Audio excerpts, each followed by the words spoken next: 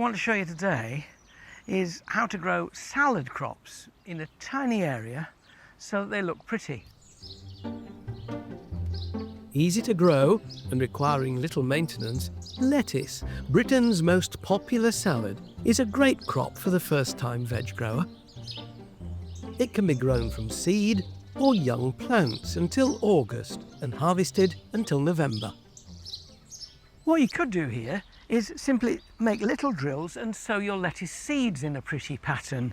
I can do that, but you won't have much to look at. So I've managed to find some small plants which I can put in, which will give you an idea of how pretty this can be. And they'll still have plenty of weeks of growing and plenty of weeks of harvesting.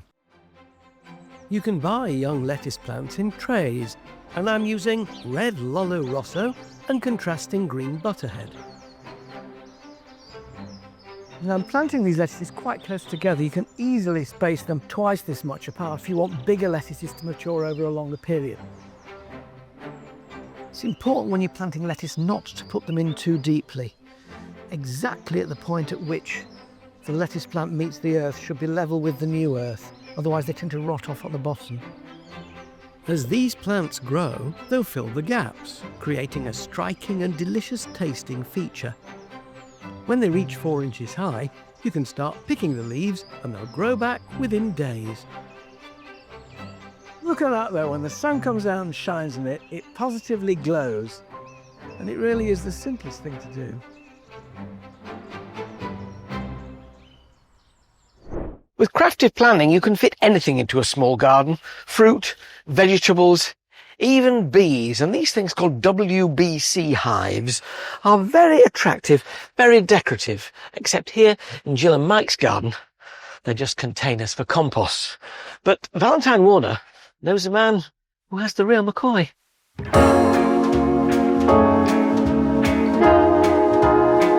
I love honey. Like Pooh Bear, I can't keep my paws out of the pot. It's my favourite sugar source. And so good to cook with too. I can't live without the stuff. But despite what you may think, you don't need to live in the country to produce your own honey. Mike Townsend has been keeping bees for 20 years. Mike, if I was to put one hive in my tiny London garden, how much honey could I hope to get back? Properly looked after, Yeah. There's no reason why you couldn't have 40 pounds of honey, which is what we've got on the table here. As a honey lover, that is still more honey than I eat in a year.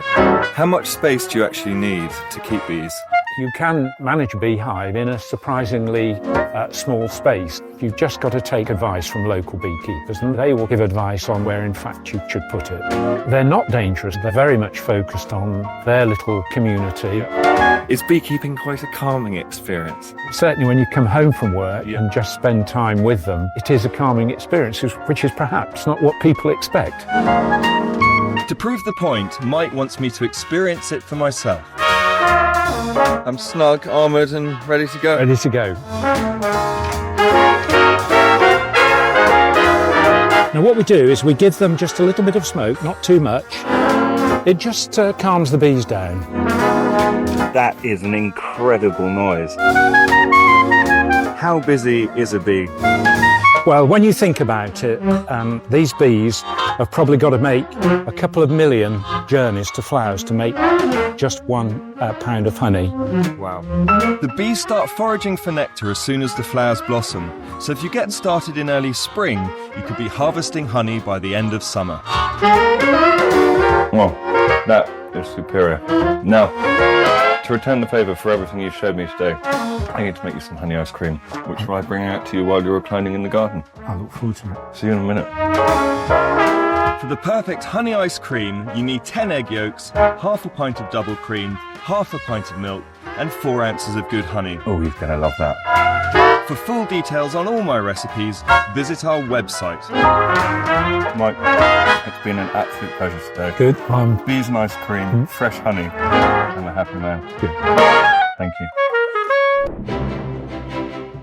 It's a lovely summer's day in a gorgeous Wiltshire garden. The ideal opportunity for a barbecue. But that doesn't have to mean undercooked drumsticks and last year's food stuck to the grill.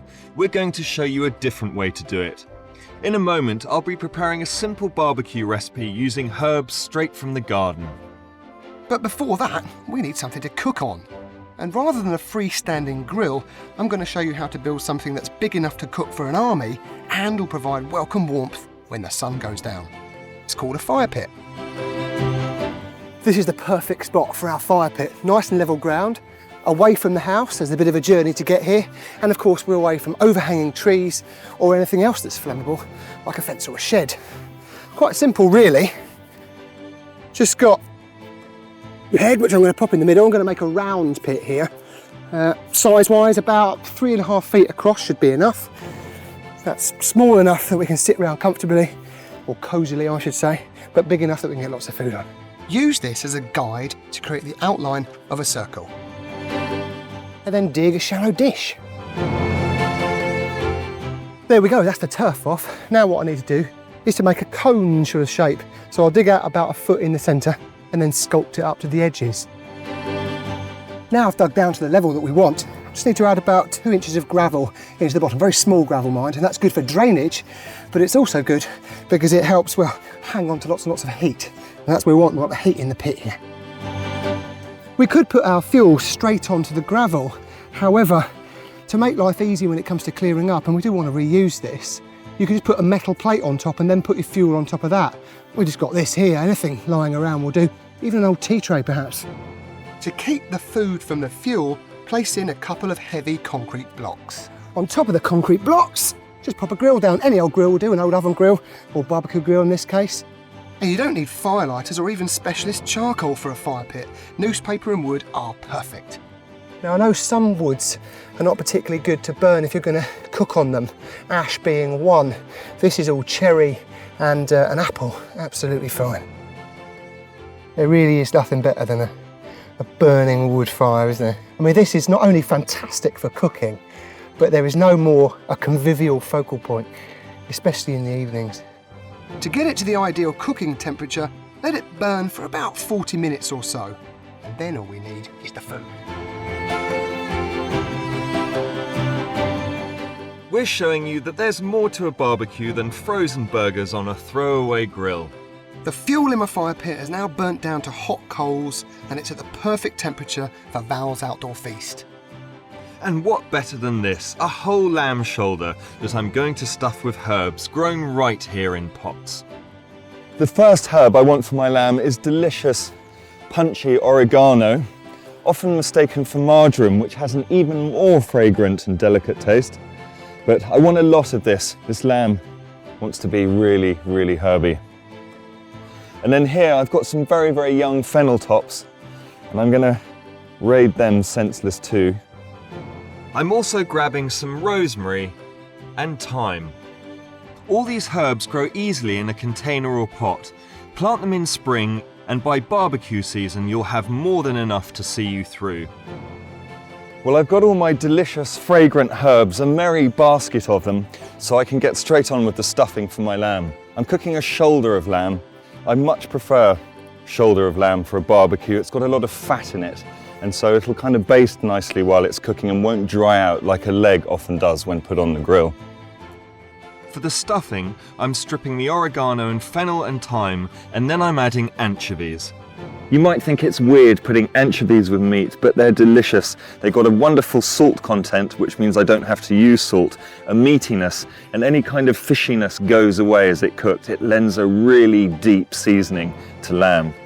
So 10 or 12 anchovies, lots of Kalamata black olives. To this, I add the zest of a lemon, its juice, and a whole head of garlic. The smell is just fantastic. There's good things going on in here, good things in the garden. I'm going to score the lamb quite deeply so I can get the olives in. And keeping most of it for the top. Once you've prepared the meat, sprinkle it with chopped rosemary, wrap it in foil, and it's ready for the fire pit. How are you getting on? Very well, so you have been doing something. What do you think I was doing? It can just sit there and bake in its parcel. A shoulder of lamb needs 25 minutes, then turn it over and give it another 20. Ooh. Ooh, we've got a lot of gravy. Oh, look at that. Do you mind if I carve, love? No, you carry on. The bit I've been waiting for. It really is that simple to put some down-to-earth fun into outdoor cooking. There you go, no mucking around with No, no, etiquette. no. Just dive straight in. We've worked hard. My simple lamb shoulder turns a boring barbecue into a flavoursome feast. You should never say this yourself, but that's really good. Absolutely gorgeous.